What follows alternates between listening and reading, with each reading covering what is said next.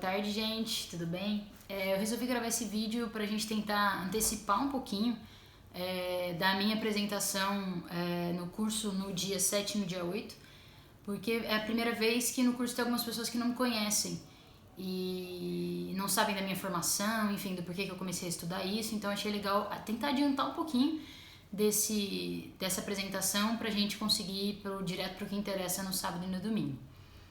Vamos lá, pra quem não me conhece, meu nome é Rafaela, eu sou daqui de Araraquara mesmo, moro em Ribeirão já tem uns 10 anos, desde que eu passei na faculdade, fiz educação física, depois acabei entrando no mestrado lá na própria faculdade mesmo, e foi por conta do mestrado, indiretamente, que eu comecei a resolver que eu tinha que estudar finanças. Por que foi nessa época, né? Porque antes do mestrado, ainda durante a faculdade, né? Nos últimos anos, que a gente já pode fazer estágio remunerado e tal, eu sempre ou estagiei ou fiz algum bico de maneira geral. Sejam os treinos, que a maioria da galera aí do curso já sabe que eu dou, de futsal, sejam os trabalhos de coordenação de jogos universitários que eu fazia, mas eu sempre tive alguma renda.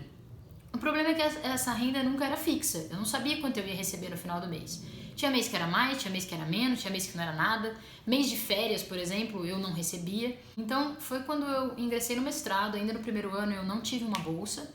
Então eu continuei trabalhando de alguma maneira, continuei dando os meus treinos, eu continuei participando dos eventos universitários, eu sempre, de alguma maneira, tive alguma renda dentro da minha área da educação física. No segundo ano de mestrado, eu consegui a bolsa e como eu tinha essa instabilidade de saber quanto que ia ser o meu salário no mês seguinte, eu sempre me precavi de modo geral. Então eu sempre acabava guardando um pouco de dinheiro, não gastava tudo que eu ganhava e não era muito, mas eu dava um jeito de economizar um pouco exatamente por não saber como ia ser o mês seguinte, exatamente por não saber ou por saber que dezembro, janeiro e fevereiro eu não ia receber de nenhum lugar.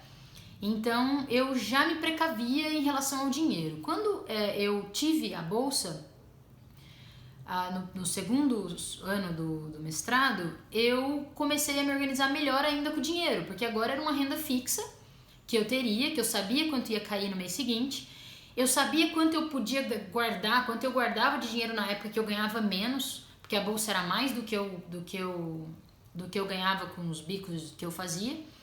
Então eu consegui me organizar melhor com o dinheiro, saber quanto eu ia conseguir guardar, quanto eu ia conseguir gastar. Os meus gastos eram muito parecidos com o da maioria do pessoal universitário, acho até que a maioria daqui do grupo, do curso. IPTU, condomínio, aluguel, alimentação, gasolina, eu tinha os gastos normais, tinha o gasto de lazer também, às vezes uma viagem, às vezes uma saída no final de semana, enfim. Então, por me organizar tão bem quando o meu salário era completamente inconsistente e não era fixo, era que quando a bolsa caiu eu comecei a me organizar melhor. Então eu guardava o dinheiro melhor, comecei a guardar mais e melhor o dinheiro porque eu tinha garantia do mês seguinte. E esse dinheiro ficava sempre na minha poupança. Um dia eu fui ao Banco do Brasil, aqui em Araraquara, que era onde eu era correntista, onde eu recebia a bolsa, né, da USP.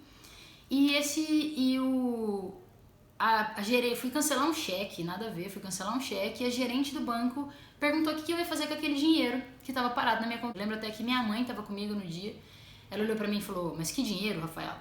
E aí foi quando eu falei pra ela que eu tava guardando a bolsa do mestrado e a gerente me mostrou um produto, eu perguntei basicamente se eu ia perder alguma coisa, ela disse que não, mas meu dinheiro ia ficar preso por 3 meses. E aí eu fui lá e falei, não, então tá, então pode pôr meu dinheiro nesse negócio aí.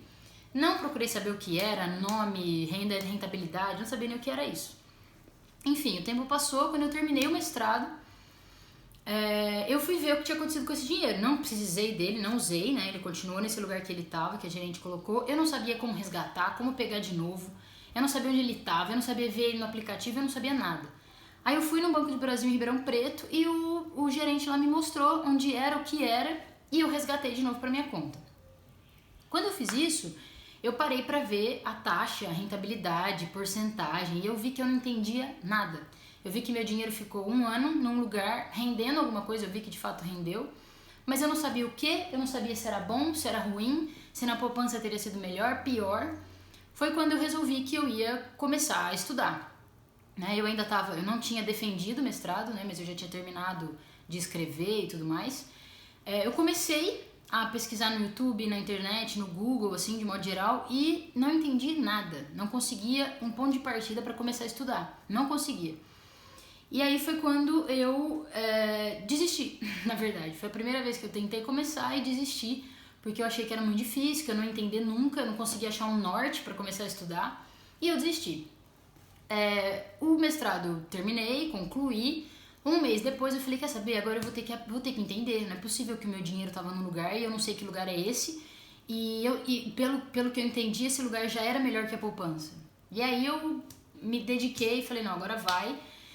Achei um horizonte, achei um norte em canais no YouTube, nós vamos falar disso na aula depois quando eu mostro algumas pessoas bacanas da gente seguir, da gente conhecer, da gente acompanhar. Foi quando eu comecei, saí do 0 a 0 e comecei a estudar. Demorei para pôr a mão na massa, assim, aplicar o dinheiro na prática, porque eu pesquisava muito, eu tinha muitas dúvidas que nós vamos falar na aula quais são.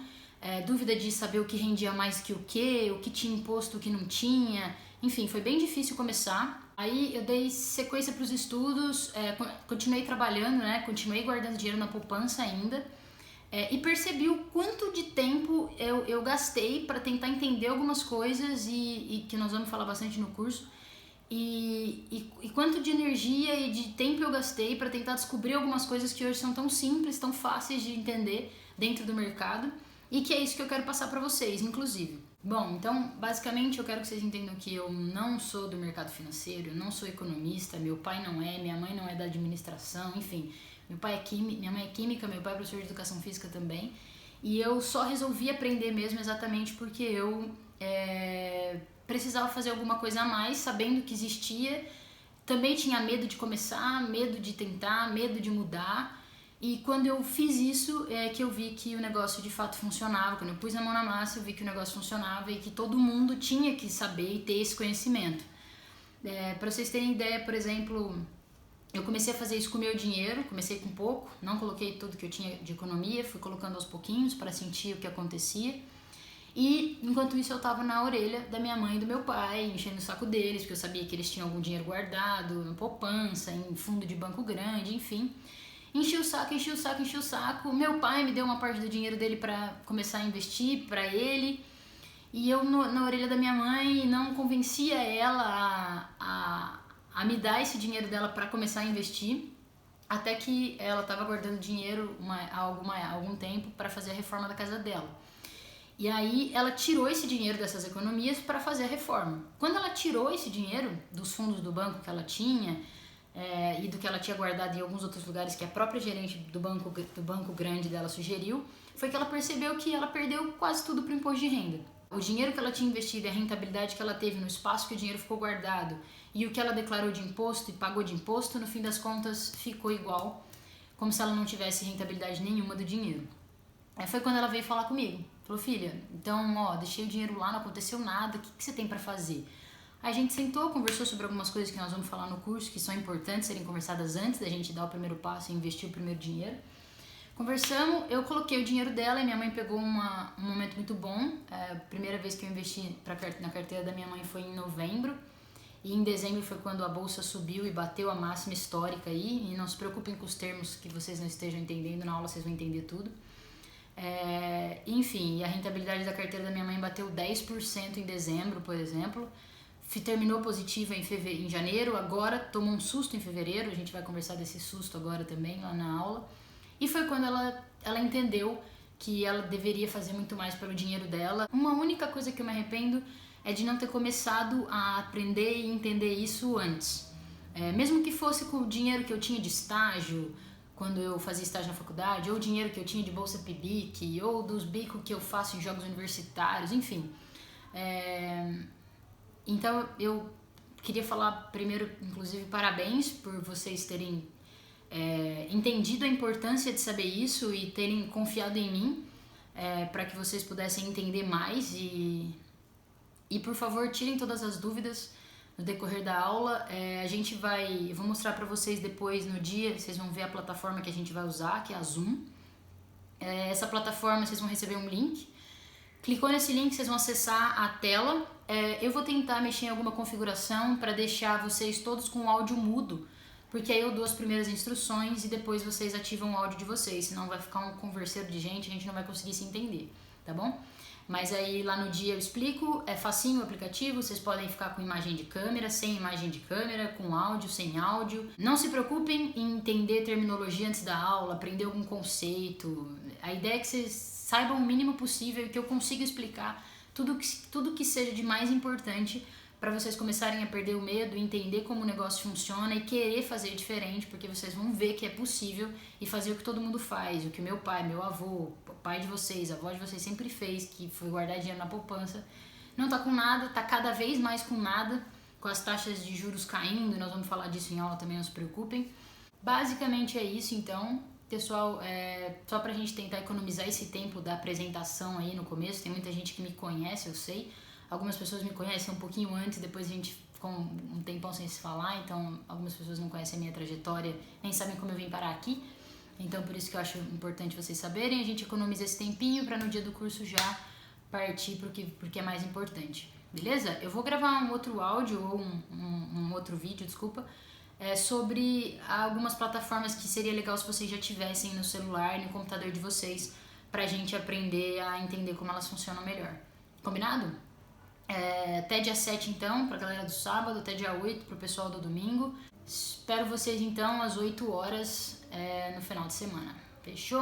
Até mais, galera.